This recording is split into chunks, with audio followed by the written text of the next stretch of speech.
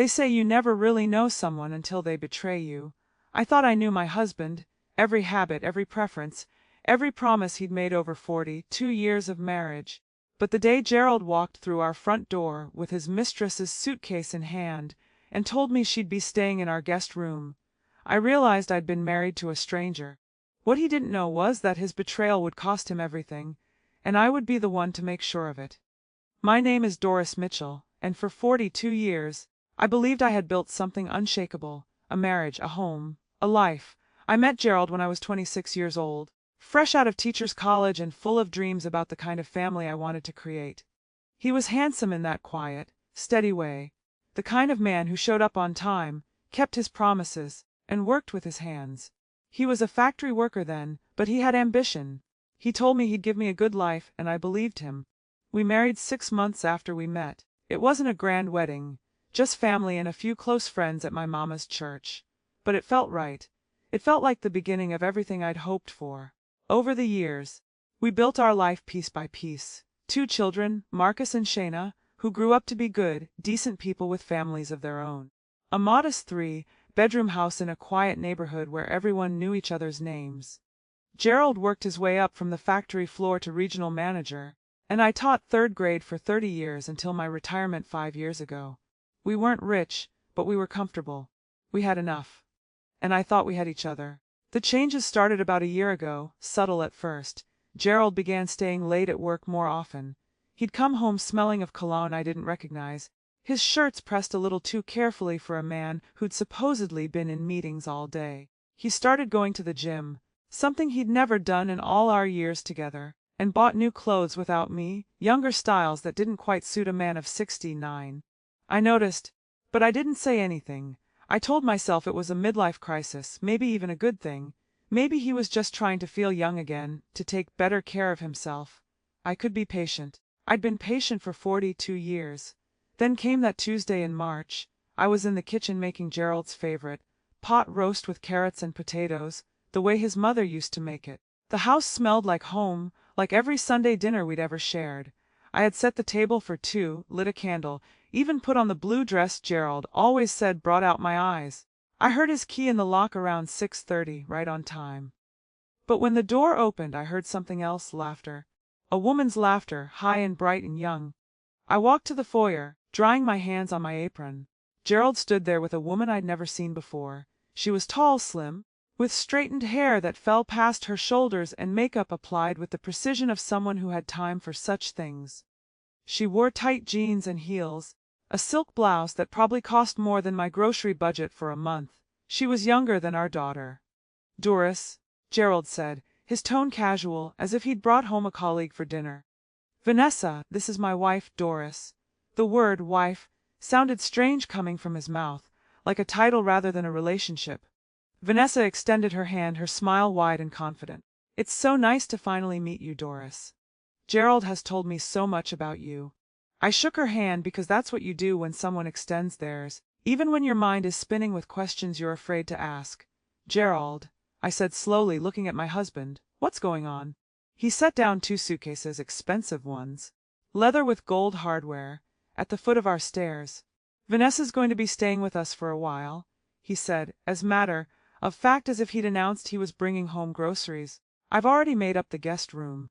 The world seemed to tilt slightly. I gripped the doorframe. "Staying with us," I repeated.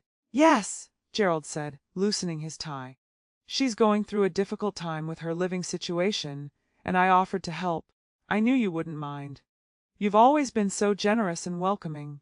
He said it like that, like this was just another example of my good nature, something I should be proud of, like he was giving me an opportunity to demonstrate Christian charity. Vanessa touched Gerald's arm, a gesture so familiar it made my stomach turn. "I promise I won't be any trouble, Doris. I'm very tidy, and I can help around the house. Gerald said you might appreciate an extra pair of hands." I looked at this woman, this stranger, standing in my foyer, touching my husband with the ease of someone who'd done it many times before. I looked at Gerald, who wouldn't quite meet my eyes, and I understood. This wasn't a friend going through hard times.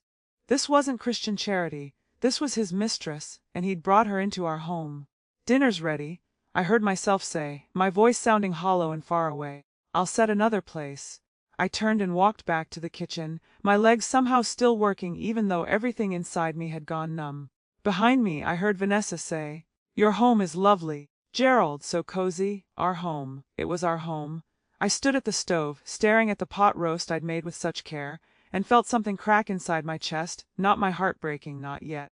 This was something else. This was the sound of 42 years of trust shattering into pieces too small to ever put back together. I heard them laughing in the living room as I set a third plate on the table. And for the first time in my marriage, I understood what it meant to be truly alone.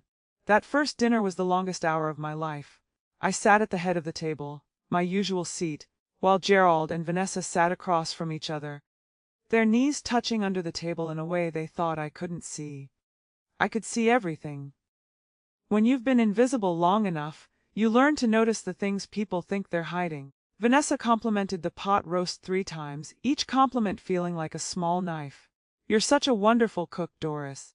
Gerald is so lucky to have someone who takes such good care of him." Gerald nodded, cutting his meat with focused attention, as if the act of eating required all his concentration. "How long have you two known each other?" I asked, my voice steady despite the trembling in my hands. "Oh, about 8 months now," Vanessa said brightly, reaching for her wine glass. Wine I'd poured. "We met at one of Gerald's work conferences. I'm in marketing consulting, and we just clicked, you know." 8 months. Gerald had been lying to me for 8 months. "That's nice," I said, and took a bite of food that tasted like cardboard. After dinner, Gerald showed Vanessa to the guest room, the room I decorated myself with soft yellow walls and white lace curtains, the room where our grandchildren stayed when they visited. I heard their voices upstairs, heard Vanessa's delighted laughter, heard Gerald's low murmur in response. I washed the dishes slowly, methodically, my hands moving through familiar motions while my mind tried to process the impossible situation I found myself in. When Gerald came back downstairs, I was wiping down the counters. "Thank you for being so understanding," he said, standing in the doorway. "I knew you'd handle this with grace." I turned to look at him, this man I'd loved for more than 4 decades. "Handle what, Gerald? What exactly am I handling?" He shifted his weight, uncomfortable for the first time that evening. "Doris, let's not make this harder than it needs to be. Vanessa needs a place to stay, and we have the room. That's all this is. That's all this is," I repeated, my voice rising despite my efforts to stay calm. "You bring another woman into our home, into our marriage, and I'm supposed to just accept it." "Keep your voice down," Gerald hissed, glancing toward the stairs. "She'll hear you." "I don't care if she hears me!" But even as I said it, I lowered my voice. 42 years of keeping the peace, of being the reasonable one, of smoothing things over. Those habits don't die easily. "Gerald, this is our home. Our marriage. You can't just—" "I'm not doing anything wrong," he interrupted, his jaw set in that stubborn way I knew too well. "I'm helping a friend. If you have a problem with that, that's on you, Doris. Maybe if you'd kept yourself up better, been more interesting, shown more appreciation for everything I've provided." The words hit me like a physical blow. In 42 years, Gerald had never spoken to me like this. He'd been distant, distracted, sometimes thoughtless, but never cruel. "Get out," I whispered. "This is my house," he said coldly. "Then I'll leave." "And go where?" Gerald asked, and there was something almost pitying in his voice. "You have no income of your own, Doris. Your teacher's pension is modest. Your name isn't even on the deed to this house. I bought it before we married, remember. You have nowhere to go." The truth of his words settled over me like a heavy blanket. He was right. In all our years of marriage, everything had been in his name. The house, the cars, the bank accounts. I'd trusted him completely, never thought I needed to protect myself. I'd been a fool. Gerald left me standing in the kitchen and went upstairs. I heard him pause outside the guest room, heard the door open and close, heard low voices and then silence. I sat down at the kitchen table in the dark and let myself cry for the first time in years. Not quiet, dignified tears, but deep, wrenching sobs that came from somewhere primal and broken inside me. When I finally stopped, when there were no more tears left, I felt something shift. The grief was still there, but beneath it, something else was stirring. Something harder. Something that refused to be humiliated in my own home. The next morning, I woke up to the smell of coffee I hadn't made. I came downstairs to find Vanessa in my kitchen, wearing one of Gerald's dress shirts and nothing else, her long legs bare as she stood at my stove making scrambled eggs. Gerald sat at the table in his pajamas, reading the newspaper, something he always did on Wednesday mornings before work. They looked like a couple. In my kitchen, at my table. "Good morning, Doris!" Vanessa called out cheerfully. "I made extra eggs if you'd like some. Gerald says you usually just have toast, but I thought you might want something more substantial." Gerald glanced up from his paper. "Morning," he said, his tone neutral, as if this were any other morning. I stood in the doorway of my own kitchen, wearing my worn cotton nightgown and slippers, and felt like an intruder in my own life. "No, thank you," I said quietly. "I'm not hungry." I turned and went back upstairs, back to the bedroom I'd shared with Gerald for 42 years. The bed was made on his side. He'd slept there last night, came to bed after I was already asleep, left before I woke up. We were still sharing a bed, but we were no longer sharing a life. I got dressed slowly, carefully, putting on my nicest slacks and a pressed blouse, applying makeup with more attention than usual. If I was going to survive this, I needed to hold on to my dignity. It was all I had left. When I came back downstairs, Gerald had left for work. Vanessa was washing dishes at my sink, humming softly to herself. "Doris," she said, turning to me with a bright smile, "I was thinking maybe you could show me around the neighborhood today. Gerald says there's a lovely park nearby. And maybe you could tell me where you get your hair done. I need to find a new stylist." She said it so casually, as if we were girlfriends, as if she hadn't just destroyed my entire world. "I have errands to run," I said stiffly. "Oh, wonderful! I'll come with you. I'd love to get to know you better. Gerald speaks so highly of you." Something snapped inside me. "Does he?" I said, my voice sharp. "Does he speak highly of me when you're in bed together? Does he mention his wife of 42 years when he's making love to you?" Vanessa's smile faltered, but only for a moment. "Doris, I understand you're upset. But Gerald and I, what we have is special. It's real. And I think if you'd just give us a chance, you'd see that this arrangement could work for everyone. Gerald doesn't want to hurt you." "Neither do I." "Then leave," I said flatly. "I can't do that," Vanessa replied, her voice gentler now, almost sympathetic. "Gerald needs me.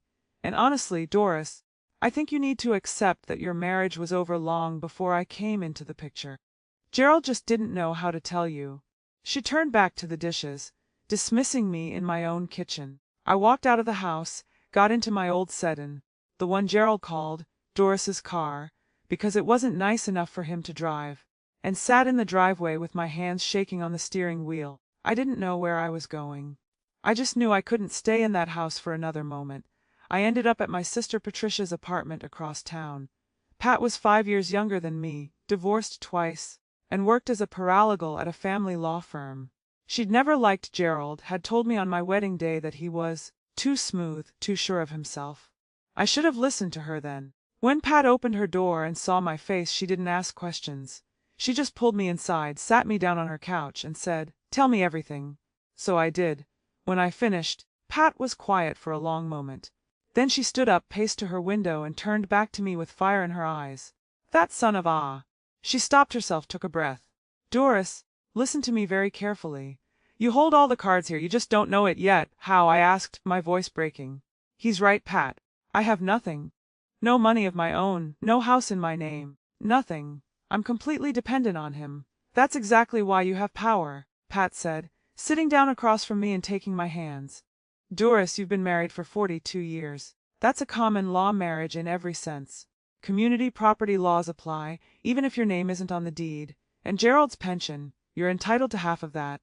The house, half of the equity is yours. His retirement accounts, half yours. Everything he's accumulated during your marriage is half yours, regardless of whose name is on the paperwork."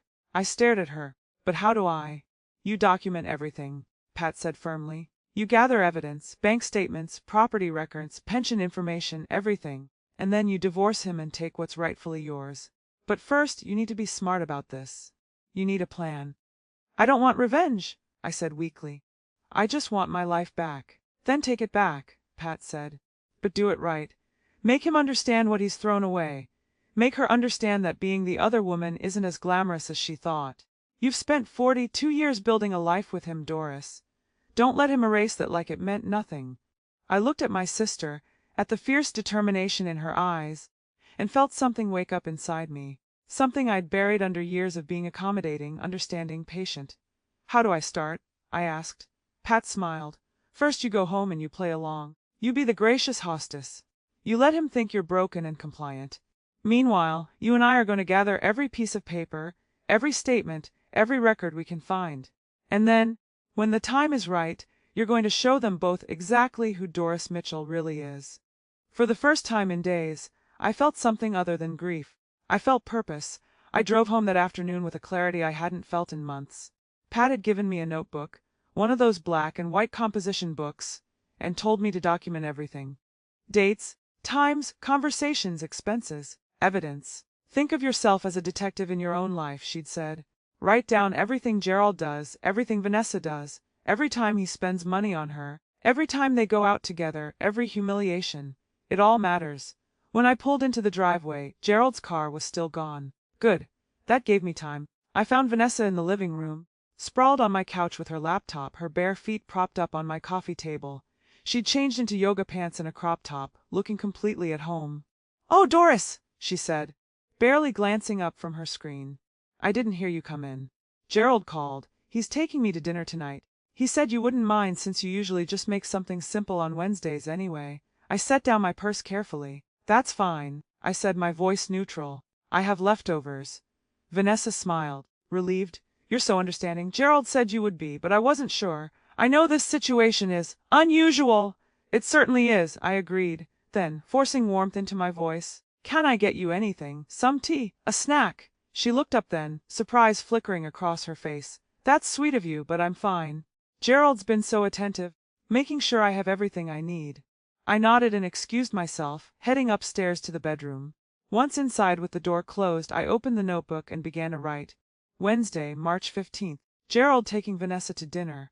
Called her at work to make plans. Did not tell me. Found her using living room as her own space, feet on furniture, acting as though she lives here. It felt petty, writing it down. But Pat's voice echoed in my head. Everything matters. Over the next 2 weeks I became a ghost in my own home.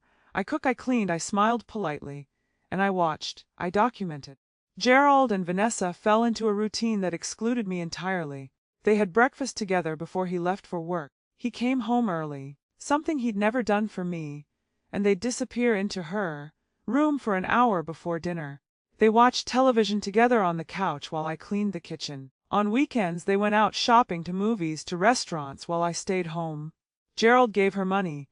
I found receipts in his jacket pocket: 500 at a jewelry store, 800 at a boutique, the 200 at an expensive salon. He'd never spent that kind of money on me, not even for our anniversary. I documented it all. I also started going through the file cabinet in Gerald's home office while he was at work. Pat had given me a list of documents to look for: bank statements, tax returns, property deeds, pension paperwork, investment accounts. Gerald had always handled our finances. "Don't worry your pretty head about it," he'd say whenever I asked about our savings or retirement. "I've got it all under control." Now, sitting at his desk with trembling hands, I began to understand just how much he'd kept from me. We had more money than I'd realized. Much more. Gerald's salary as a regional manager was substantial, and he'd been contributing to a 401 for 30 years. There were investment accounts I'd never known about, a savings account with over 200,000, and the house, purchased before our marriage but refinanced twice during it, was worth nearly $450,000 with only $80,000 left on the mortgage. I photographed every document with my phone, sent the images to Pat, and carefully put everything back exactly as I'd found it. "This is good, Doris," Pat said when I showed her what I'd discovered. "Really good. He's been hiding assets from you, probably in preparation for this. But in a divorce, everything accumulated during the marriage is community property. You're entitled to half of all of this." "Half," I repeated, the word tasting strange. "After 42 years, our life was reduced to halves. And probably alimony too," Pat continued. "You gave up your career to support his. You raised his children. You maintained his home. A judge will see that. But I wasn't ready for divorce yet. First, I needed to understand the full extent of Gerald's betrayal. And I needed something else. Something Pat couldn't give me. I needed my dignity back. One evening, about 3 weeks after Vanessa moved in, I was preparing dinner when I heard raised voices upstairs. Gerald and Vanessa arguing. I moved closer to the stairs, listening. "Can't keep spending like this," Gerald was saying, his voice tense. "Doris is going to notice." "Doris doesn't notice anything," Vanessa shot back. "She's completely checked out. Besides, you said you were going to leave her anyway." "What does it matter?" My hand gripped the stair railing. "It matters because I need to do this right." Gerald said. The divorce, the settlement, it all has to be planned carefully. If she gets suspicious now, if she lawyers up before I'm ready, she could take me for everything. Then just kick her out, Vanessa said. Tell her to go stay with her sister or something. Why should she get to stay in this house while we're sneaking around like teenagers? Because it's not that simple? Gerald's voice rose. We've been married for 42 years. The courts favor long-term spouses, especially women her age with no income. If I'm not careful, she'll get the house, half my pension, alimony, everything. I need time to protect my assets. There was silence, then Vanessa's voice, softer now. How much time? A few more months. I'm setting up some separate accounts, moving money around. My lawyer says if I do it right, I can claim we've been living separately, that the marriage was over years ago. It'll reduce what she can claim. And until then, I'm supposed to pretend to be her friend. You're supposed to be patient, Gerald said firmly. This is a long game, Vanessa, but it'll be worth it. Once the divorce is final, we'll have this house, my pension, everything. We just have to play it smart. I heard footsteps approaching the door and quickly retreated to the kitchen, my heart pounding so hard I thought it might burst through my chest. Gerald was planning to divorce me, had been planning it for months, and he was deliberately trying to hide assets, to leave me with as little as possible after 42 years of marriage. That night, I lay in bed next to my husband, the man who was plotting to leave me destitute, and felt something cold and hard settle in my chest. The next morning, I called Pat from my car. He's been planning this, I told her, my voice shaking with anger. He's moving money, preparing to divorce me, trying to hide assets. I heard him talking to her about it. That bastard. Pat breathed. But Doris, this is actually good for us. If he's hiding assets and we can prove it, a judge will destroy him in court. But you need to move faster now. If he's already started the process of hiding money, we need to get ahead of him. How? First, we need to freeze the accounts. I'll help you file for a legal separation, which will put a hold on all major financial transactions. But before we do that, we need to get something else. What? Proof of the affair, Pat said. Photos, texts, emails, something concrete. It'll help with the divorce, but more importantly, it'll give you leverage. If he knows you have evidence, he'll be more likely to settle fairly rather than drag this through court. I thought about Gerald and Vanessa, their casual intimacy, the way they'd taken over my home and my life. I'll get it, I said. Getting proof was easier than I expected. Gerald and Vanessa weren't exactly careful. I found text messages on Gerald's phone while he was in the shower. Dozens of them, some so explicit they made my face burn. I photographed them all. I found credit card statements showing dinners at expensive restaurants, hotel rooms booked on nights Gerald claimed he was working late, gifts purchased months before Vanessa moved in. I even found emails. Gerald had left his laptop open one morning, and I saw a chain between him and Vanessa dating back almost a year. They'd been planning this, planning her move into our home, laughing about how understanding I was, how easy I'd made it for them.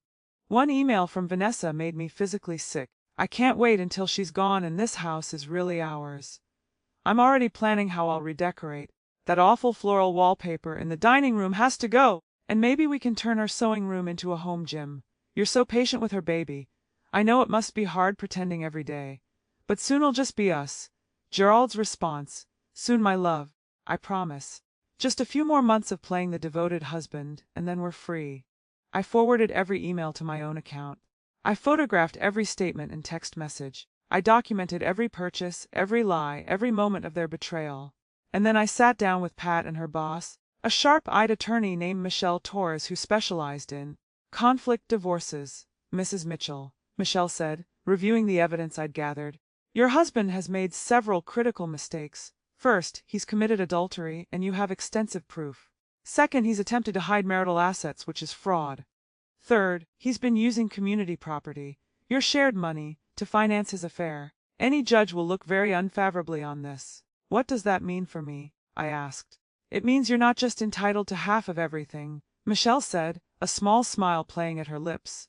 Given his behavior, you may be entitled to significantly more. The house, a larger share of his pension, possibly even reimbursement for the money he spent on his mistress.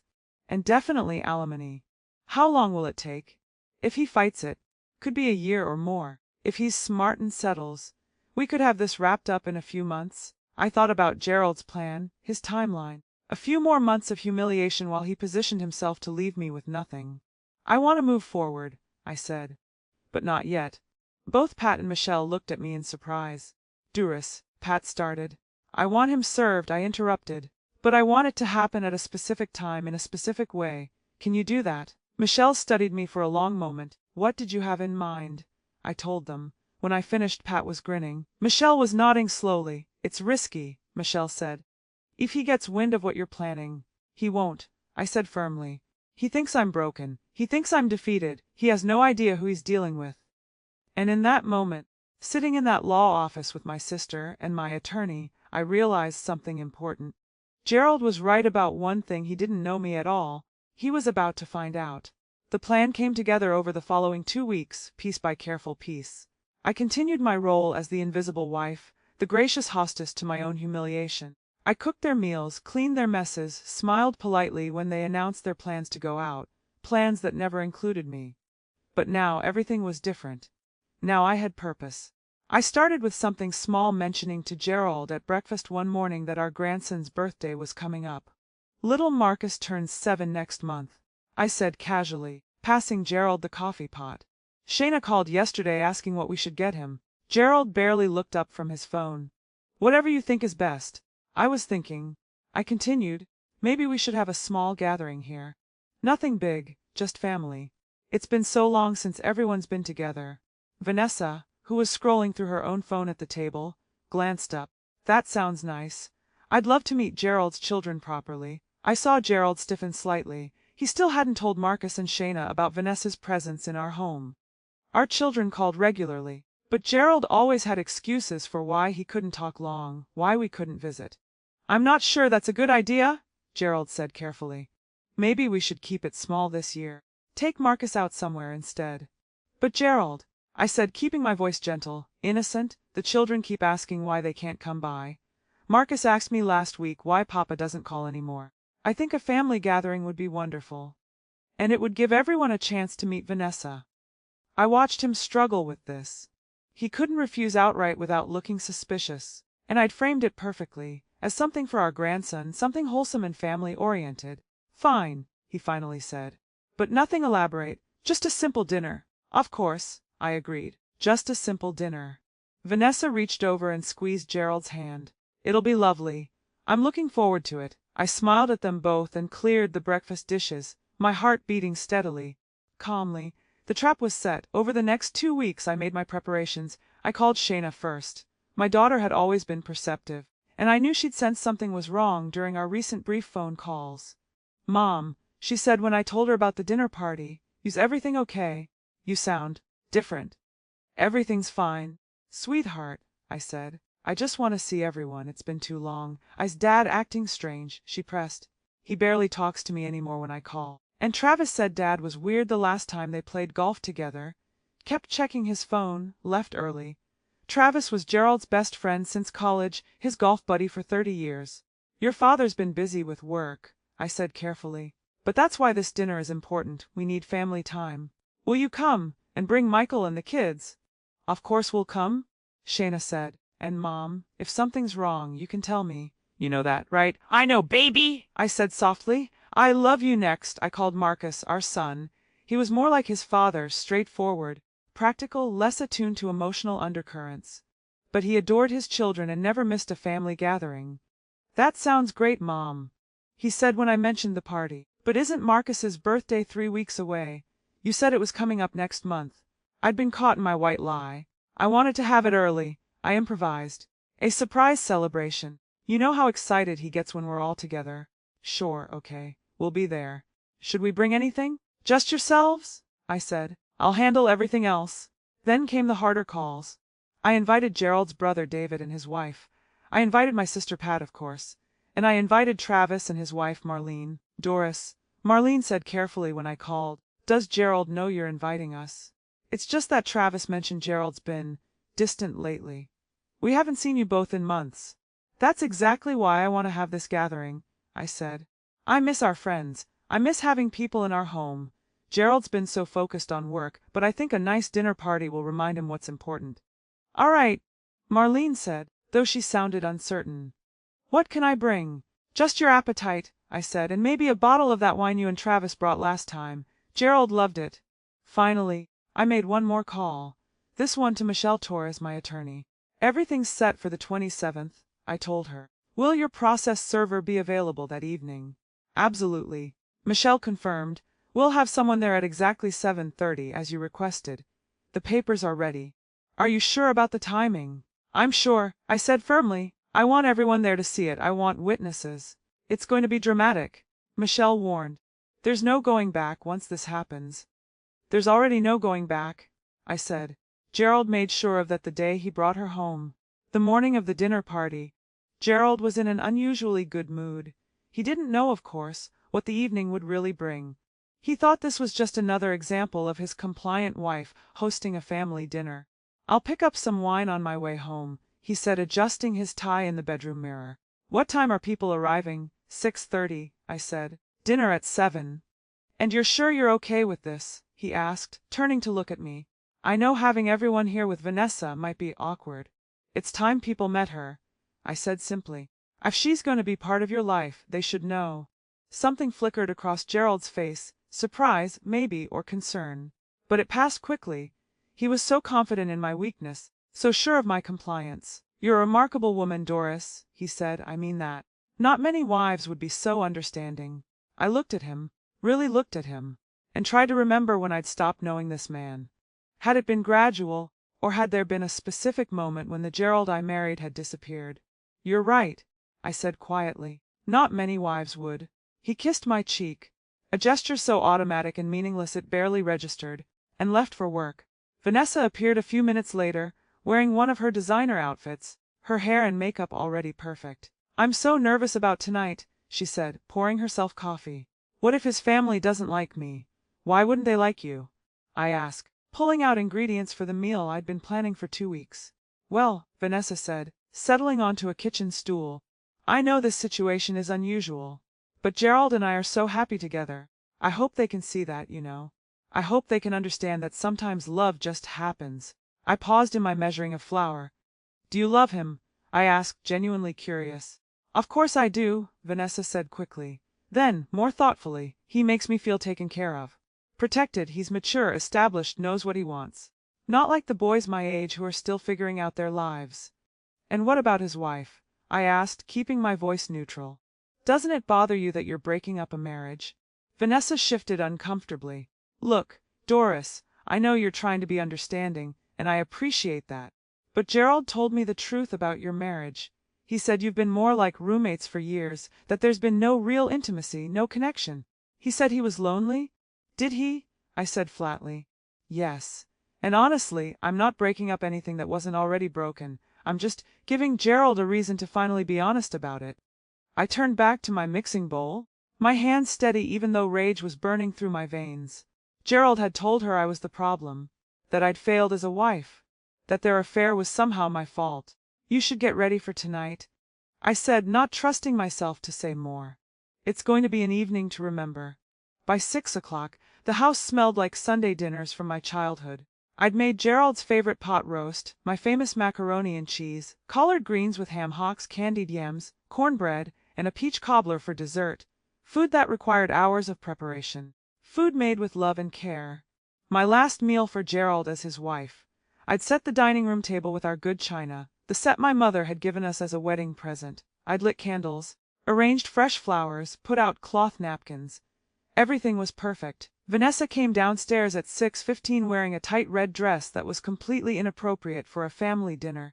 Her heels clicked on the hardwood floor as she surveyed the dining room. Wow, Doris, she said, genuinely impressed. This is beautiful, you went all out. It's a special occasion, I said.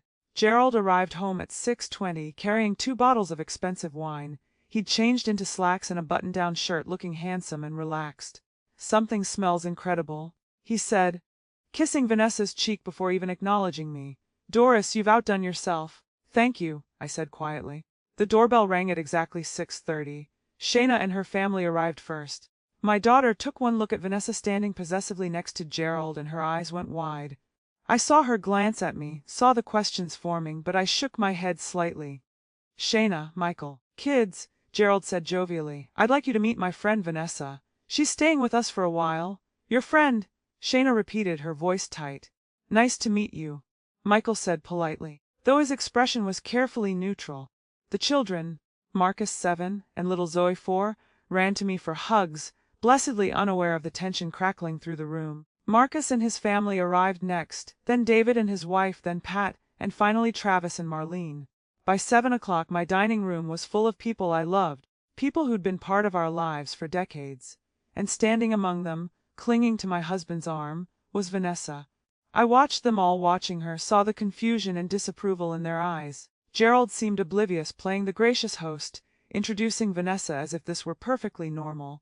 Only Pat caught my eye and gave me a small, knowing nod. Everything was in place. At 7:15, I brought out the food. Despite the tension, everyone complimented the meal. The children chattered happily. Gerald poured wine with a generous hand. And at exactly 7:30, as I was serving the peach cobbler, the doorbell rang. I'll get it, I said, standing up. Every eye in the room watched me walk to the front door. I opened it to find a young woman in professional attire, holding a manila envelope. Mrs. Doris Mitchell, she asked. Yes, I said clearly, loudly enough for everyone to hear. And is Mr. Gerald Mitchell present? He is. I need to serve him with these papers. Is he available? I stepped aside, gesturing toward the dining room. He's right here. Please, come in. The process server walked into my dining room, and I followed, my heart steady and strong. Gerald looked up from his dessert, confusion crossing his face. What's going on? Are you Gerald Mitchell? The process server asked. Yes, but you've been served, she said, handing him the manila envelope. These are divorce papers, along with a temporary restraining order and a motion to freeze all marital assets. You're required to appear in court on April 15th. Have a good evening. She turned and left, her job done. The dining room had gone completely silent. Gerald stared at the envelope in his hands, his face draining of color. Vanessa grabbed his arm, her expression panicked. And I stood at the head of my table, surrounded by my family and friends, and spoke into the silence. I wanted you all here tonight, I said, my voice clear and steady, because I needed witnesses. Witnesses to 42 years of marriage that Gerald has decided to throw away. Witnesses to the affair he's been conducting with this woman. I gestured to Vanessa. The affair he brought into our home, into our bed, into our life. Doris, Gerald started, half rising from his chair. I'm not finished, I said, and something in my voice made him sink back down. For weeks I've listened to you plan how to divorce me while protecting your assets. I've watched you spend our money on her gifts, her clothes, her dinners. I've documented every lie, every betrayal, every dollar you've stolen from our marriage to finance your affair. I turned to face our children, our friends, our family. I invited you all here because I wanted you to see who Gerald really is. I wanted you to know that I didn't give up on my marriage. He did. And I wanted you to witness the moment I finally stood up for myself. Shayna was crying. Marcus looked like he'd been punched. Pat was smiling through her own tears. Travis stood up slowly. Gerald, he said, his voice thick with disgust. How could you? You don't understand, Gerald said desperately. Our marriage was dead, I interrupted. Is that what you told her? Because you've been telling Vanessa that we've been like roommates for years, that I was cold and unloving. But that's a lie, isn't it, Gerald? The truth is, I loved you, I supported you, I built this life with you, and the moment you decided you wanted something younger, prettier, more exciting, you rewrote our entire history to justify your betrayal. Gerald opened the envelope with shaking hands. His eyes scanned the papers, and I watched him realize the magnitude of what was happening. You're asking for the house, he said, his voice hollow, half my pension. Alimony. You're trying to take everything. I'm taking what I'm entitled to, I corrected. What I earned through 42 years of being your wife. What you tried to hide from me so you could leave me with nothing. Vanessa spoke for the first time, her voice shrill. Gerald, what is she talking about? You said the divorce would be simple, that she'd be reasonable. You knew, Shayna said, standing up and facing Vanessa. You knew he was married, and you moved into my parents' home anyway. Your father and I are in love, Vanessa said defensively. You can't help who you fall in love with. But you can help whether you pursue it, Pat said coldly. You can help whether you destroy a marriage, a family, a life. Gerald stood up, the papers clutched in his hand. Everyone needs to leave, he said. This is between me and Doris. No, I said firmly. This involves all of them, our children, who deserve to know what kind of man their father is. Our friends, who should know what's happened to our marriage. Our family, who need to understand why Thanksgiving and Christmas will never be the same. Mom, Marcus said, walking over to me and putting his arm around my shoulders. We're here for you. Whatever you need. Thank you, baby, I said, leaning into my son's strength. One by one, my family and friends came to my side of the room. They hugged me, told me they loved me, promised their support. Gerald and Vanessa stood alone on the other side of the dining table, isolated by their own choices. I think, I said quietly, that you two should leave. This is my home now. The restraining order gives me sole occupancy until the court hearing. You have 1 hour to pack your things. You can't kick me out of my own house! Gerald exploded. Read the papers, I said calmly. My attorney was very thorough. Michelle had done her job well. The temporary restraining order, combined with the evidence of Gerald's affair and asset hiding, gave me the right to stay in the marital home while the divorce was pending. Gerald looked around the room at the faces of people he'd known for decades, people who were now looking at him with disappointment, anger, and disgust. Vanessa, he said finally, his voice defeated. Let's go pack. They left the dining room, and I heard their footsteps on the stairs, heard their muffled voices, heard drawers opening and closing. My family and friends stayed with me, surrounding me with their love and support. When Gerald and Vanessa came back down 45 minutes later, each carrying a suitcase, Gerald stopped in the doorway of the dining room. Doris, he said, and for the first time, I heard something like regret in his voice. I never meant for it to happen like this. How did you mean for it to happen? I asked. Quietly, where no one would know, where you could spin whatever story you wanted about why our marriage ended. He had no answer. Gerald and Vanessa left through the front door. I heard his car start, heard them drive away. And then, surrounded by the people who truly loved me, I finally allowed myself to break down. But these weren't tears of defeat. These were tears of relief. The battle wasn't over. I knew that. But for the first time in weeks, I wasn't fighting alone. And I wasn't the broken, defeated woman Gerald thought I was. I was Doris Mitchell, and I had just taken back my life. The house felt different after they left, bigger somehow, and quieter, but not in a lonely way. It was the quiet of possibility, of space opening up where there had only been suffocation before. My family stayed with me that night. Shayna put the children to bed in the guest room, the room that had been Vanessa's. After stripping the sheets and remaking the bed with fresh linens, Marcus and Michael cleaned up the remains of dinner while Pat made coffee and Marlene sat with me at the kitchen table, holding my hand. I can't believe he did this to you, Marlene said, shaking her head. Travis is beside himself. He keeps saying he should have known, should have seen something. No one saw it, I said quietly. Gerald was very good at hiding it. Or maybe I was very good at not wanting to see. Don't do that, Pat said sharply, setting coffee mugs down in front of us. Don't blame yourself for his choices. He's the one who betrayed 42 years of marriage. He's the one who brought his mistress into your home. None of this is on you. I knew she was right, but old habits died hard. I'd spent decades smoothing things over, taking responsibility for problems that weren't mine, making excuses for Gerald's shortcomings. Not anymore. Shayna came back downstairs, her eyes red from crying. She pulled out a chair and sat next to me, taking my other hand. Mom, she said, her voice thick with emotion. How long has this been going on? I found out 3 weeks ago when he brought her home, I said. But the affair started at least 8 months ago. Maybe longer. 8 months, Shayna repeated, anger flashing in her eyes. He's been lying to all of us for 8 months. Every phone call, every excuse about why he was too busy to visit.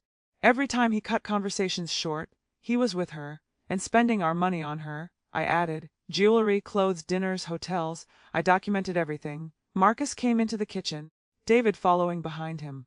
My son looked older somehow, the boyish softness I'd always seen in his face replaced by something harder.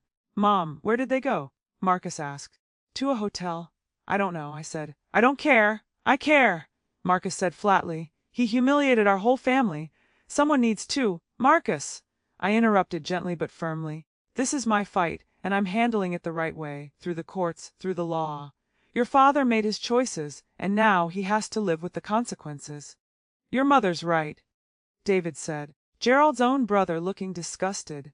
I'll talk to him when he calls, and he will call trying to explain himself. But Doris, you have our full support, whatever you need. What I needed, I realized, was exactly what I had: my family around me, their love and loyalty unshakable. Gerald had thought he could erase me, write me out of the story like I'd never mattered. But in that moment, surrounded by the people I loved, I understood something important. I was the story. Not Gerald, not Vanessa, me. Gerald called the next morning at 7 a.m. I let it ring through to voicemail. He called again at 7:30, then 8, then 9. By noon, I had 14 missed calls. Finally, I listened to one of his messages. Doris, please pick up. We need to talk about this. You blindsided me last night. I never thought you'd do something so public, so humiliating. Can't we work this out like adults? Call me back, please. I deleted the message and blocked his number. Michelle called shortly after. Mrs. Mitchell, I wanted to check in. How are you holding up? I'm managing, I said. Gerald's been calling all morning. Don't answer, Michelle advised. All communication needs to go through me now. That's very important. He's going to try to manipulate you, to make you feel guilty, to get you to back down. Don't give him that opportunity. I won't, I promised. Good. Now we have a court date in 2 weeks for the preliminary hearing. His attorney will likely try to negotiate a settlement before then. Are you prepared for that? What kind of settlement? He'll probably offer you the house and a portion of his pension in exchange for waiving alimony and keeping the divorce quiet. He'll want to avoid having all the evidence of his affair become part of the public record. And if I refuse, then we go to court, present all the evidence, and let a judge decide. It'll be messier, take longer, but you'll likely get a better outcome. The choice is yours. I thought about Gerald's phone calls, his messages asking to work this out like adults. He wanted me to make this easy for him, to protect his reputation, to go quietly. I want to go to court, I said. I want everything on the record. I want people to know the truth. Then that's what we'll do, Michelle said. Be prepared. It's going to get ugly. He'll try to paint you as vindictive, unreasonable. His attorney might try to dig up anything they can use against you. Let them try, I said calmly. I have nothing to hide. Can they say the same about Gerald? Michelle laughed, a sharp, satisfied sound. No, Mrs. Mitchell. They definitely cannot. The next 2 weeks were a strange mix of peace and tension. Peace because my home was finally my own again. No Vanessa on my couch. No Gerald treating me like a servant in my own house. Tension because I knew the real fight was just beginning. Gerald tried to contact me through Marcus and Shayna. Our children shut him down immediately. I told him I had nothing to say to him until he apologized to you, Marcus reported. He hung up on me. Shayna was even more direct. I told him that if he wanted a relationship with his grandchildren, he needed to make this right with you. He said I was being unreasonable and that I didn't understand the situation. What did you say to that? I asked. I told him I understood perfectly, Shayna said, her voice hard. I understood that he'd thrown away his family for a woman young enough to be his daughter. And then I hung up on him. I should have felt guilty for coming between Gerald and our children. But I didn't. They were adults, and they'd made their own choices based on their father's actions, not my words. Pat visited every day, sometimes just to sit with me, sometimes to help me sort through financial documents or prepare for the hearing. She'd taken a week off work to support me, and her presence was a constant reminder that I wasn't alone. You're stronger than you think, she told me one afternoon as we went through old photo albums. You always have been. Gerald just convinced you otherwise. I looked at the photos. My wedding day, the birth of our children, family vacations, holiday gatherings. 42 years of memories of building a life together. How do I separate the good memories from the betrayal? I asked. When I look at these pictures I see a man I loved, but that man doesn't exist anymore. Maybe he never did? The memories are real? Pat said gently. The love you felt was real. Gerald's betrayal doesn't erase that. It just means the story ended differently than you thought it would. But Doris, you get to write the next chapter now. That's what matters. 3 days before the court hearing, Gerald's attorney called Michelle with a settlement offer. Michelle called me immediately. He's offering you the house, 30% of his pension, and 3 years of alimony. In exchange, you agree to a no-fault divorce and sign a non-disclosure agreement about the affair. 3 years of alimony. I repeated. I was married to him for 42 years. Exactly. It's a terrible offer and he knows it. He's testing to see if you'll cave. What should I counter with? The house. 50% of his pension as required by law, 10 years of alimony, and reimbursement for the marital funds he spent on his affair. And absolutely no NDA, if he wants to avoid having this go to trial. Those are our terms. Do it, I said. The answer came back within hours. Gerald rejected our counteroffer. He wants to go to trial, Michelle told me. His attorney thinks they can paint you as a bitter, vengeful wife who's trying to punish him for falling out of love. They're going to argue that the marriage was dead long before Vanessa came into the picture. Then we show them the truth, I said. We show them every text message, every email, every receipt. We show them exactly who Gerald is. That's what I was hoping you'd say, Michelle said, and I could hear the smile in her voice. Game on, Mrs. Mitchell. The night before the hearing, I couldn't sleep. I lay in bed, the bed I'd shared with Gerald for 42 years, and stared at the ceiling, my mind racing through everything that could go wrong. What if the judge sided with Gerald? What if I lost the house, ended up with nothing? What if people believed his version of events, that I was the problem, that our marriage failed because of me? At 2 in the morning, I got up and went downstairs to the kitchen. I made myself a cup of tea and sat at the table where I'd served thousands of meals, where I'd helped my children with homework, where I'd shared quiet mornings with Gerald before everything fell apart. The house was silent around me, but it didn't feel empty. It felt full, full of memories, full of history, full of the life I'd built here. And I realized something sitting there in the darkness. No matter what happened in court, no matter what the judge decided, Gerald had already lost. He'd lost his family's respect. He'd lost his children's trust.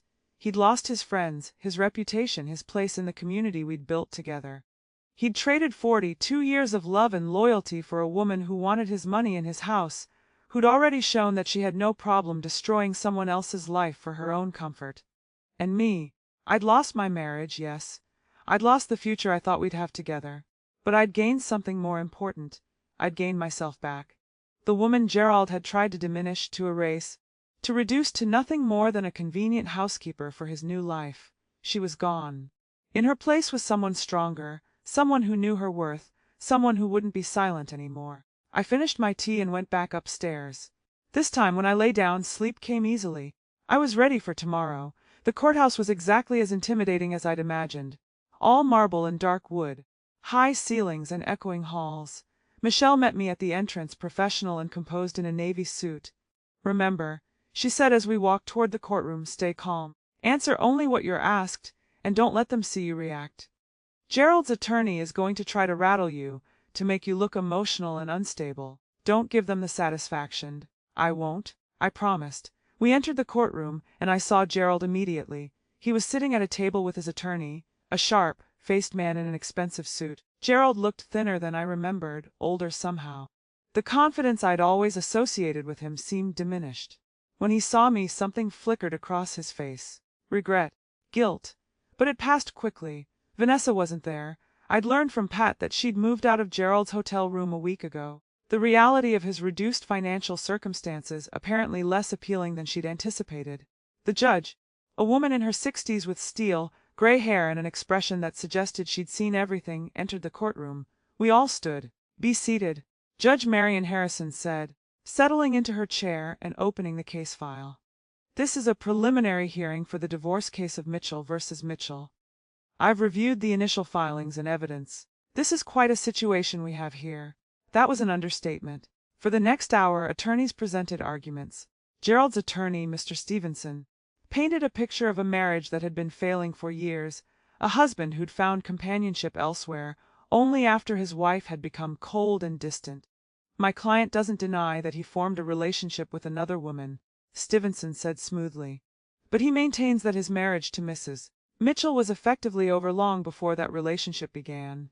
He's prepared to offer a fair settlement that recognizes Mrs. Mitchell's contributions to the marriage while also acknowledging that both parties bear responsibility for the breakdown of their relationship.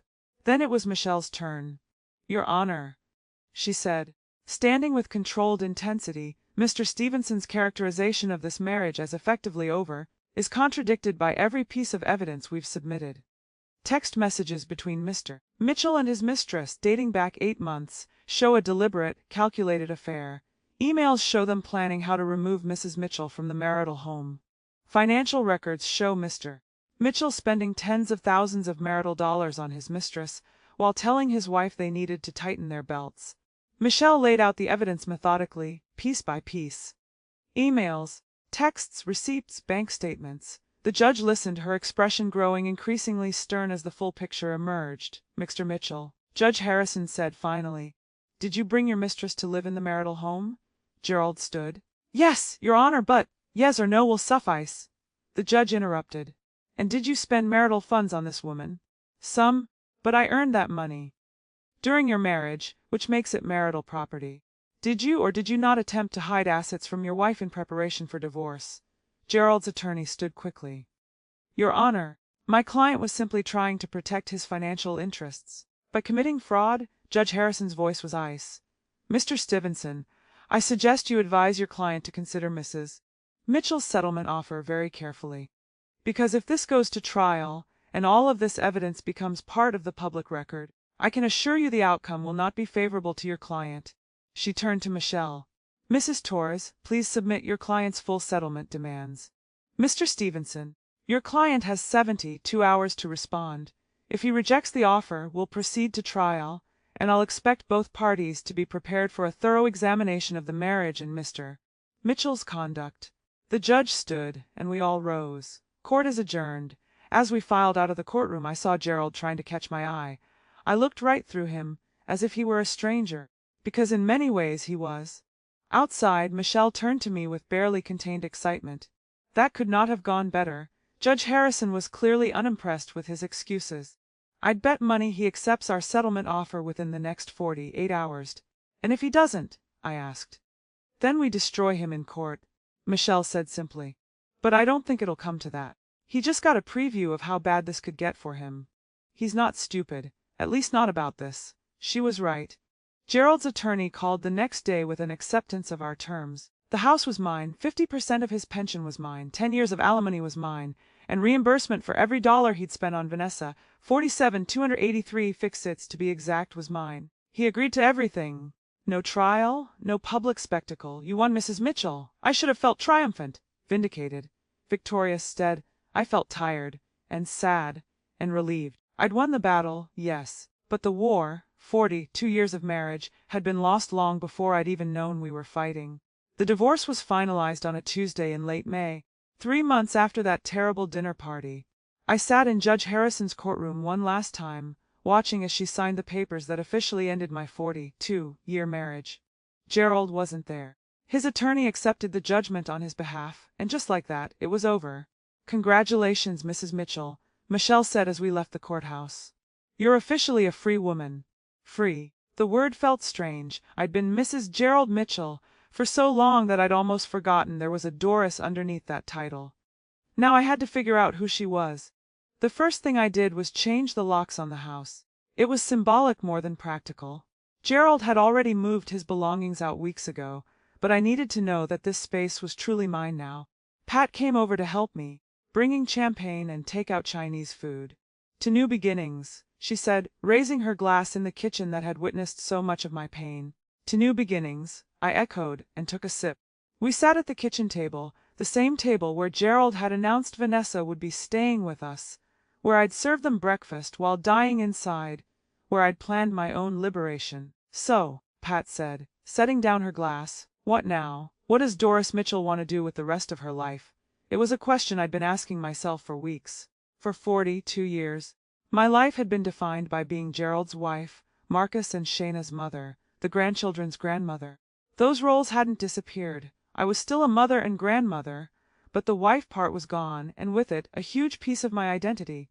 "I don't know," I admitted. "I keep thinking I should feel angrier or sadder or something more dramatic. But mostly I just feel empty. Like I spent so long being what Gerald needed me to be that I forgot who I was underneath." "Then this is your chance to figure it out," Pat said gently. "You're 68 years old, Doris, not dead. You've got years ahead of you. Years to do whatever you want, be whoever you want. No one to answer to, no one to accommodate, no one to make excuses for." "That's terrifying," I said. "Good." Pat grinned. "Life should be a little terrifying. That means you're actually living it."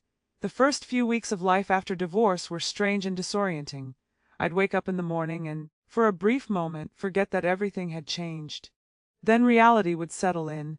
The empty side of the bed, the silence in the house, the knowledge that I was truly alone for the first time in decades. But slowly, I began to find a rhythm. I started walking every morning.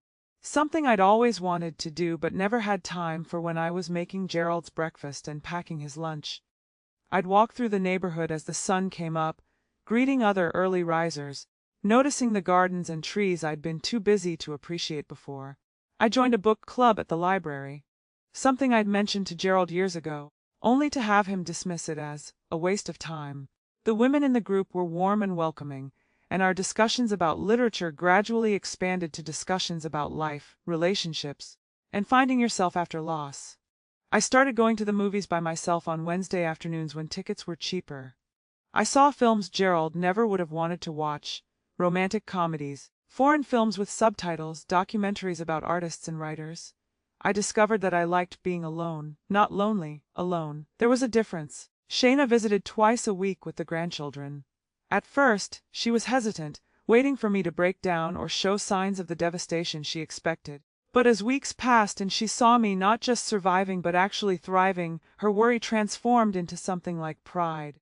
"Mum," she said one afternoon while we watched the children play in the backyard, "you seem different, lighter somehow." "I feel lighter," I admitted. "Like I've been carrying a weight I didn't even know was there, and someone finally lifted it off my shoulders." "Have you talked to Dad at all?" I shook my head.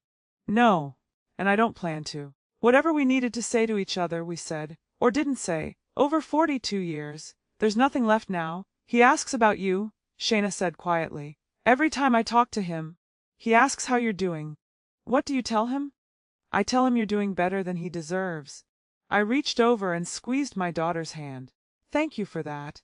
Marcus was slower to forgive his father, angrier on my behalf than I was on my own. He'd stopped speaking to Gerald entirely after the divorce was finalized. "I can't respect a man who would do what he did to you," Marcus told me. "Who would humiliate you like that, try to steal from you, bring his mistress into your home. That's not the man he taught me to be. That's not the example I want for my own sons." "He's still your father," I said gently. "And you're still my mother," Marcus countered. "The one who was actually there, who actually kept our family together. I choose you, Mom. I'll always choose you." I wouldn't admit it to him, but his loyalty meant everything to me. 3 months after the divorce, I received an unexpected call from Marlene Travis's wife. "Doris," she said, her voice tentative, "I hope this isn't too forward, but a group of us ladies have started getting together on Friday nights. Dinner, drinks, just talking. We'd love for you to join us." I hesitated. These were women I'd known for years, but always as Gerald and Doris, always as part of a couple. Could I fit into their group as just Doris? "I don't want to be the awkward single woman," I admitted. Marlene laughed. "Honey, half of us are divorced or widowed, and even the married ones need a break from their husbands sometimes. Come. You'll have fun, I promise." So I went.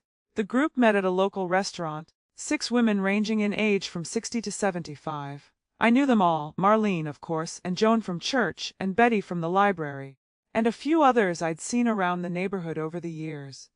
They welcomed me with warmth and understanding, and I realized they all knew what had happened with Gerald. How could they not? It had been the scandal of our social circle, but no one pitied me. No one treated me like a victim. Instead, they treated me like one of them, a woman who'd survived, who'd fought back, who'd reclaimed her life. My ex-husband left me for his dental hygienist, Joan said at one point, rolling her eyes. 23 years old with bleached teeth and a spray tan. "They got married 3 months after our divorce was final, and," I asked, "and they were divorced within 2 years," Joan said with satisfaction. "Turns out a 23-year-old dental hygienist doesn't want to spend her weekends at home watching football with a 60-year-old man." Who knew? We all laughed, and I felt something loosen in my chest. These women understood. They'd been where I was. They'd survived their own betrayals and come out stronger on the other side. "What happened to Gerald and that Vanessa woman?" Betty asked, leaning forward with undisguised curiosity. "I heard she left him," Marlene said before I could answer. "Travis ran into Gerald at the hardware store last week. He looked terrible, like he'd aged 10 years. Said Vanessa moved out a month ago, claiming he'd misrepresented his financial situation. Meaning she found out he wasn't as rich as she thought once he had to split everything with you." Joan said with a snort. "Good for her, honestly. She got exactly what she deserved, a relationship built on lies and betrayal." "Do you miss him?" Betty asked me directly. "Gerald, I mean. Do you ever wish things had turned out differently?" It was a question I'd asked myself 100 times in the dark hours of the night. "I miss who I thought he was," I said slowly. "I miss the marriage I believed we had. But the real Gerald, the one who could betray me so completely, no, I don't miss him at all. And honestly, I'm starting to wonder if the Gerald I loved ever really existed, or if I just spent 42 years in love with my own imagination of who he was." The women nodded, understanding in their eyes. "That's the hardest part," Joan said softly, "realizing that the person you loved wasn't who you thought they were. That all those years, all those memories, they're tainted now by the truth of what was really happening underneath." "But they're still your memories?" Marlene added. "Your love was real, even if his wasn't entirely. Don't let his betrayal steal the good parts of your life from you, Doris. You earned those moments. They belong to you, not to him." I left that dinner feeling something I hadn't felt in months, hopeful. These women had survived their own heartbreaks and built new lives from the rubble. If they could do it, so could I. By the time summer arrived, I'd established a routine that felt like mine. Not like something I was doing to fill the void Gerald left. I'd taken over the guest room, the one that had briefly been Vanessa's, and converted it into a sewing room, something I'd always wanted but never had space for when it needed to be available for family visits. I spent hours there, working on quilts and embroidery projects, creating beautiful things with my own hands. I'd started volunteering at a local women's shelter, helping survivors of domestic violence navigate the practical challenges of leaving their abusers. My experience with divorce court and financial documentation proved surprisingly useful, and I found deep satisfaction in helping other women fight for what was rightfully theirs. I'd even started dating, in a casual, tentative way.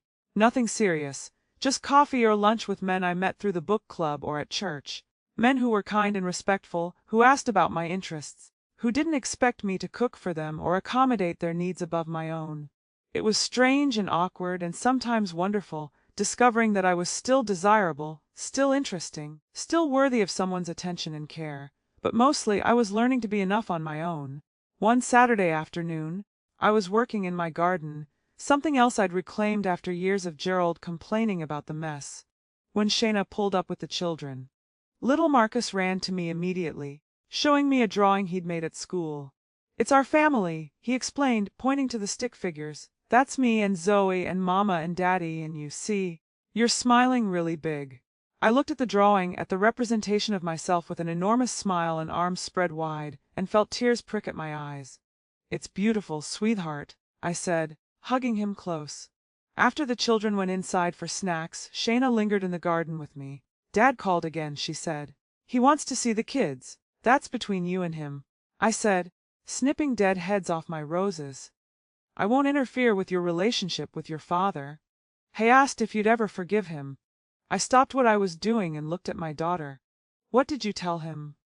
"I told him forgiveness wasn't the same as forgetting, and it definitely wasn't the same as reconciliation.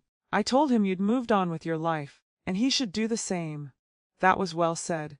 "Mom," Shayna said carefully, "have you forgiven him?" I thought about it, really thought about it. Forgiveness had always been important to me, a value instilled by my mother and my faith. But this was different.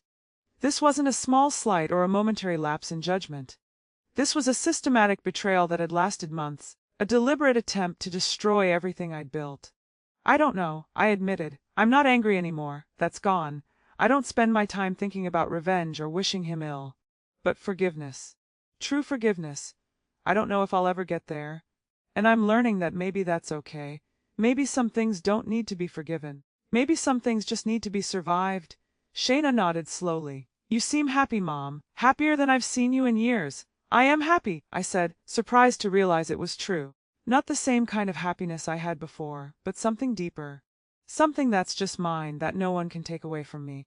"Does that make sense?" "Perfect sense," Shayna said, and hugged me tight. 6 months after the divorce, I hosted Thanksgiving at my house, the first major holiday on my own. I invited all the people who'd stood by me, Pat and her new boyfriend, Marcus and his family, Shayna and hers, David and his wife, the ladies from my Friday night group, Travis and Marlene. The house was full of laughter and love, of children running through the halls, of friends gathered around my table. Before we ate, I stood to say grace, something Gerald had always done.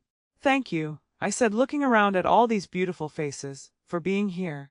for standing with me through the hardest year of my life, for reminding me that family isn't just blood, it's who shows up when everything falls apart, for teaching me that endings can be beginnings, that betrayal can lead to freedom, that losing someone can mean finding yourself. I paused, my voice thickening with emotion. This year, I learned that I'm stronger than I knew, that I'm worth more than I believed, that 42 years of my life being erased by someone else's choices doesn't erase me. It just means I get to start writing a new story. So thank you for being part of that story, for being the family I choose, for being here. To Doris, Pat said, raising her glass. To Doris, everyone echoed. We ate and laughed and told stories late into the night. And when everyone finally left, when the house was quiet again, I sat in my living room and looked around at the home I'd fought for, the life I'd reclaimed. Gerald had tried to take everything from me, my home, my dignity, my sense of self-worth. Instead, he'd given me something unexpected: freedom. Freedom to discover who Doris Mitchell was when she wasn't trying to be someone's wife, when she wasn't accommodating someone else's needs, when she was just herself. And I was learning that just being myself was more than enough. 1 year after that devastating dinner party, I woke up on a crisp March morning and realized something remarkable. I hadn't thought about Gerald in 3 days. Not with anger, not with sadness, not with regret. I simply hadn't thought about him at all. It was a milestone I'd been working toward without realizing it. The moment when my ex-husband stopped being the central character in my story and became simply a chapter I'd moved past. I got up, made my coffee, and sat on the back porch watching the sunrise paint my garden in shades of gold and pink. The roses I'd planted last spring were beginning to bud, and the vegetable garden I'd started in the fall was showing the first green shoots of lettuce and spinach. Everything was growing, including me. My phone buzzed with a text from Pat. Breakfast at Millie's. My treat. Need to talk to you about something. I smiled and texted back, give me an hour. Pat was already seated when I arrived at Millie's, our favorite diner. She had that look on her face, the one that meant she was up to something. What? I asked, sliding into the booth across from her. Can't I just want to have breakfast with my favorite sister? I'm your only sister, I pointed out, and you have that look. What's going on? Pat grinned and slid a brochure across the table. Remember how you always talked about wanting to see Paris? You and Gerald were supposed to go for your 40th anniversary, but then he claimed work was too busy. I picked up the brochure. It was for a 2-week tour of France, Paris, Provence, the Loire Valley. My breath caught. Pat, I can't. Yes, you can, she interrupted. You have the money from the settlement. You have the time. You have absolutely nothing holding you back. And I already booked us 2 spots for June. Louis, you didn't think I'd let you go alone, did you? Pat said, her eyes sparkling. Besides, I've always wanted to see Paris too. We'll drink wine, eat cheese, visit museums, maybe find ourselves some charming Frenchmen who appreciate a woman with experience. I laughed, the sound bubbling up from somewhere deep and joyful. You're serious? Dead serious? Doris, you spent 42 years putting your dreams on hold for a man who didn't appreciate what he had. It's time to start living for yourself. So what do you say? Are we going to Paris? I looked at the brochure, at the pictures of the Eiffel Tower, and cobblestone streets and cafe tables under awnings. I thought about the Doris who would have said no a year ago, who would have found a dozen reasons why it was impractical, too expensive, too frivolous. That Doris was gone. We're going to Paris, I said firmly. Pat let out a whoop that made everyone in the diner turn to look at us, and I didn't even care. I was going to Paris. I was going to live my life, and it felt absolutely wonderful. That afternoon I was working in my sewing room when the doorbell rang. I wasn't expecting anyone, and for a brief moment, my old anxiety returned, the fear that it might be Gerald, wanting to talk, wanting something from me. But when I opened the door, I found a young woman I didn't recognize. She was maybe 25, professionally dressed, with a nervous smile. Mrs. Mitchell, she asked. Yes, her name is Jennifer Chen. I'm a reporter for the County Chronicle. I'm working on a story about women who've successfully navigated divorce after long marriages, and your name came up. I was wondering if you'd be willing to talk to me, just for a few minutes. I hesitated. The last thing I wanted was to be some cautionary tale in the newspaper, someone people would pity or gossip about. I understand if you're not interested, Jennifer said quickly. But I want to focus on the positive side, how women are reclaiming their lives and identities after divorce. How they're thriving, not just surviving. From what I've heard, you're a perfect example of that. Who told you about me? I asked. Actually, several people. Your story has made an impact in the community. Women going through similar situations have been asking their lawyers and counselors about how you handled things. You've become kind of inspiring. Me, the woman who'd been so broken just a year ago that she couldn't imagine surviving the next day. Come in, I said, stepping aside. I'll make us some tea. We sat in my living room, the room where Gerald and Vanessa had once made themselves comfortable while I served them, and I told Jennifer my story. Not all of it, but the important parts. The betrayal, the humiliation, the moment I decided to fight back. What would you say to other women going through something similar? Jennifer asked, her pen poised over her notebook. I thought about it carefully. I'd tell them that betrayal doesn't define you. That 42 years, or however long your marriage was, aren't wasted just because they ended badly.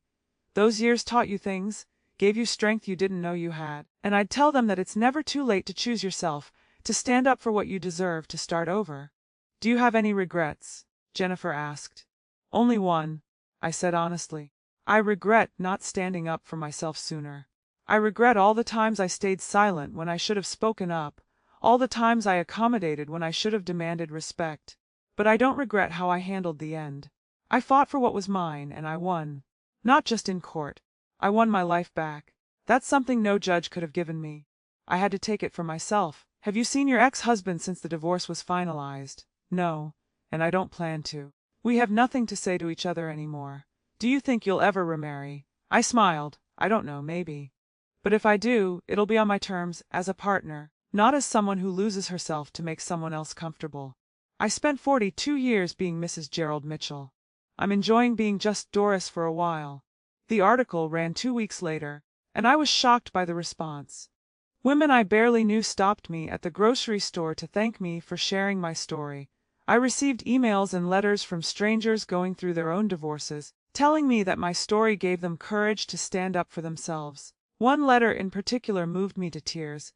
It was from a woman named Angela, 53 years old, who'd been in an emotionally abusive marriage for 26 years. Reading your story made me realize that I've been making myself smaller and smaller to accommodate my husband's ego for decades. She wrote, I thought that's what marriage was supposed to be, sacrifice and accommodation and putting someone else first. But you showed me that there's a difference between loving someone and erasing yourself for them. I filed for divorce yesterday. I'm terrified, but I'm also more hopeful than I've been in years. Thank you for showing me that it's possible to start over. I wrote back to her immediately, offering encouragement and the name of my attorney. If my pain could help someone else find their strength, then maybe it had served a purpose after all. In May, I did something I'd never done before. I hosted a Mother's Day brunch at my house and invited not just my own children, but several of the women from my Friday night group who were estranged from their families or had lost their children. We set up tables in the backyard, made mimosas and quiche and fruit salad, and celebrated the many forms that motherhood takes. Biological, chosen, and found. Shayna pulled me aside at one point, tears in her eyes. Mom, this is beautiful. What you've done here. The community you've built, it's amazing. I didn't build it alone, I said. These women saved me as much as I'm helping them. We save each other. Marcus showed up later with his boys, and watching my grandsons run through the garden with the other children present, I felt a contentment I'd never experienced before. This wasn't the life I'd planned, but it was a good life. A full life, a life I'd chosen for myself. June arrived and Pat and I boarded a plane for Paris. I'd never been out of the country before. Gerald had always said international travel was too expensive, too complicated, not worth the hassle. But sitting in my window seat, watching the clouds pass below us, I realized he'd just been making excuses. He'd never wanted to go anywhere with me, because being with me wasn't enough for him. But I was enough for me, and that made all the difference. Paris was everything I dreamed it would be and more. Pat and I walked along the Seine, visited the Louvre, ate croissants in sidewalk cafes, and drank wine while watching the Eiffel Tower sparkle at night. One evening, we were sitting at a small restaurant in Montmartre when a distinguished-looking Frenchman approached our table. Excusez-moi, he said in accented English, but I couldn't help noticing you are Americans. I hope this is not too forward, but would you ladies like some company for dinner? I am dining alone, and you seem to be having such a lovely time. Pat and I looked at each other and burst out laughing. Why not? I said. His name was Philip, he was a widower, and he was charming and funny and made me feel interesting and attractive without any ulterior motives. We talked for hours about art and books and life, and when the evening ended, he kissed my hand and told me I had a beautiful spirit. I floated back to our hotel, feeling like a completely different person than the broken woman who'd served divorce papers a year ago. You know what this trip taught me? I said to Pat as we got ready for bed. What? That Gerald didn't take anything from me that I haven't gotten back. He thought he was leaving me with nothing, but he actually gave me everything: freedom, independence, the courage to choose myself. I'm 69 years old, and I'm just now discovering who I really am. How many people get that chance? Not enough, Pat said softly. Not nearly enough. We returned from Paris in late June, tanned and happy and full of stories. I'd taken hundreds of photos, bought souvenirs for the grandchildren, and most importantly, proven to myself that I could do anything I set my mind to. Life settled back into a comfortable rhythm. The summer passed with garden parties and grandchildren visits and Friday night dinners with my chosen family. Then, in August, I ran into Gerald. I was at the grocery store, comparing prices on coffee, when I heard a familiar voice behind me. Doris. I turned and there he was. Gerald looked older, grayer, tired in a way that went beyond physical exhaustion. He'd lost weight, and his clothes hung loosely on his frame. For a moment neither of us spoke. Then Gerald cleared his throat. You look well, he said. Happy? I am, I said simply. I heard you went to Paris. That you've been doing well. I have been. Another silence, this one heavy with everything we weren't saying. Doris, Gerald stopped, started again. I owe you an apology. For everything. For how I treated you, for what I put you through. For bringing Vanessa into our home. For throwing away 42 years like they meant nothing. I was a fool. I looked at this man I'd loved for so long, this stranger wearing Gerald's face, and felt nothing but a distant sort of pity. Yes, I said quietly. You were. Is there any chance? He began, but I held up my hand. No, I said firmly. Whatever we had, whatever we were, it's over. It's been over. And honestly, Gerald, I'm grateful for that now. You did me a favor by showing me who you really were. You freed me to become who I really am. I made a mistake, Gerald said, and now I could hear the desperation in his voice. Vanessa left. She was only interested in my money, and when she realized I didn't have as much as she thought. I don't care, I interrupted, and realized I meant it. I don't care what happened with Vanessa. I don't care if you're sorry. I don't care if you regret your choices, because those are your problems now, not mine. I moved on, Gerald. You should too. I turned to leave, but he reached out and touched my arm. I never stopped loving you, he said desperately. Not really. I was just lost, stupid, scared of getting old. But you were always the one you came home to when there was no one else. I finished for him. The safe choice. The backup plan. No thank you, Gerald. I deserve better than being someone's last resort. I deserve to be someone's first choice. And if I never find that, I'm perfectly happy being my own first choice. I pulled my arm away gently but firmly. Goodbye, Gerald, I said. I hope you find whatever it is you're looking for. But you won't find it with me. I walked away, my head high, my steps steady, and I didn't look back. That evening, I sat in my backyard with a glass of wine, watching the sun set over my garden. My phone buzzed with a text from the book club. They wanted to know if I'd lead the discussion next month. Another text from Pat, sending me funny memes from her vacation. A voicemail from Shayna, asking if I wanted to keep the kids this weekend. My life was full. Not in the way it had been when I was married, but in a better way. A way I'd chosen, built with my own hands, filled with people who valued me and relationships that nourished me instead of draining me. I thought about Gerald's apology, his plea for another chance. A year ago, maybe even 6 months ago, I might have been tempted, might have felt that old pull to fix things, to smooth things over, to give him what he wanted because that's what I'd always done. But that woman was gone. In her place was someone stronger, someone who knew her worth, someone who understood that forgiveness didn't mean reconciliation, and that moving on didn't require closure from the person who'd hurt you. I'd given myself closure. I'd written my own ending to that chapter of my life. And now I was writing a new beginning. 2 months later, I stood in front of a room full of women at the community center. Michelle Torres had asked me to speak at a workshop for women going through divorce, and after some hesitation, I'd agreed. The room was packed. 25 women ranging in age from their 30s to their 70s, all at various stages of ending their marriages. Some looked angry, some looked broken, some looked determined. I saw myself in all of them. "My name is Doris Mitchell," I began, "a year and a half ago. My husband of 42 years brought his mistress home and expected me to cook for her." There were gasps, a few bitter laughs, nods of recognition. I'm not going to stand here and tell you that divorce is easy, or that you won't have days where you want to give up, where the pain feels unbearable. Because you will have those days. I had plenty of them. I paused, looking around the room at these brave, hurting women. But I'm here to tell you that you will survive this. More than survive, you can thrive. You can reclaim your life, your identity, your sense of self-worth. You can discover parts of yourself you'd forgotten existed. You can build a life that's better than the one you're leaving behind. I told them my story, the condensed version, the important parts.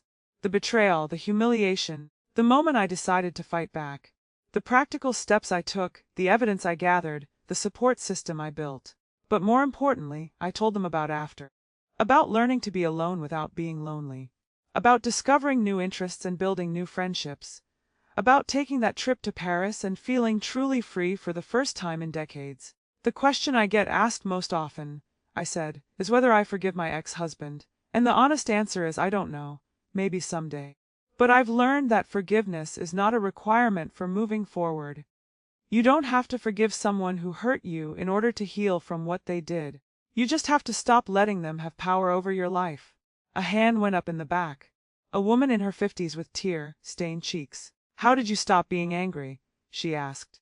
"Because I'm so angry all the time and I hate feeling this way. I stopped being angry," I said slowly, "when I realized that my anger was still connecting me to him. As long as I was consumed by rage at what he'd done, he was still controlling my emotions, still taking up space in my head and heart. The day I stopped caring what he did, who he was with, whether he was happy or miserable, that's when I was finally free." Another woman raised her hand. "Do you ever regret leaving? Do you ever wish you'd tried to save your marriage?" "No," I said firmly, "because the marriage I thought I had didn't exist.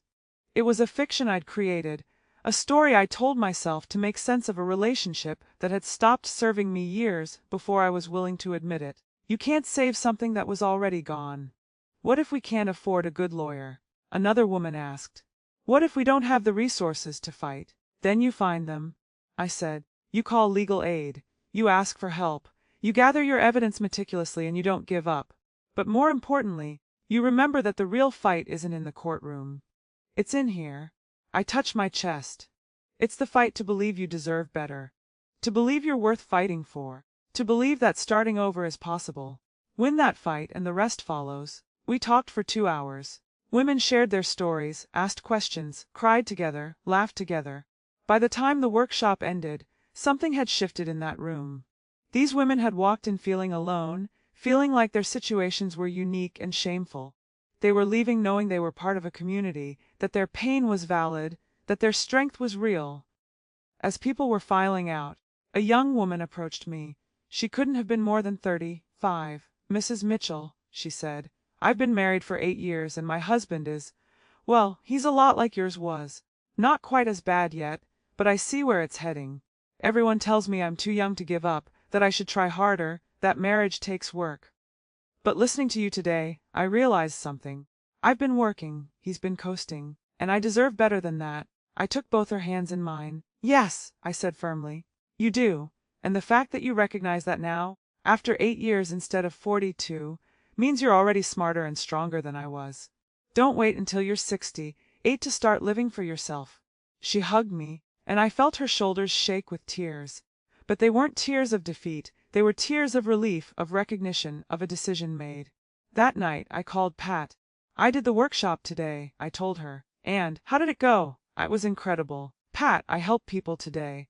Really helped them, not by doing something for them, but by showing them what was possible. By being living proof that you can survive the worst betrayal and come out stronger on the other side." "I'm proud of you," Pat said, her voice thick with emotion. "Do you remember when you first told me what Gerald had done? You were so broken, Doris. You couldn't imagine making it through the next day, let alone helping other women through their own struggles. Look at you now." I agreed, smiling. We talked for another hour, making plans for our next adventure. Pat wanted to try hiking in Colorado, and I was thinking about taking an art class. After we hung up, I wandered through my house. This space I'd fought so hard to keep. It looked different now. I'd redecorated, replaced the furniture that reminded me of Gerald, added my own touches everywhere. New artwork on the walls, colorful throws on the couch, plants in every window. It was truly my home now, not the house I'd shared with Gerald, but my own space. Reflecting who I was becoming, I ended up in my sewing room, where a half-finished quilt lay across my work table. I'd started it months ago. A pattern of interlocking rings that represented the connections in my life. My children, my grandchildren, my sister, my friends, the women I was helping through their own struggles. Each ring was a different fabric, a different color, a different texture. But when you stepped back and looked at the whole thing, they created something beautiful and strong. Just like my life, I was no longer defined by being someone's wife.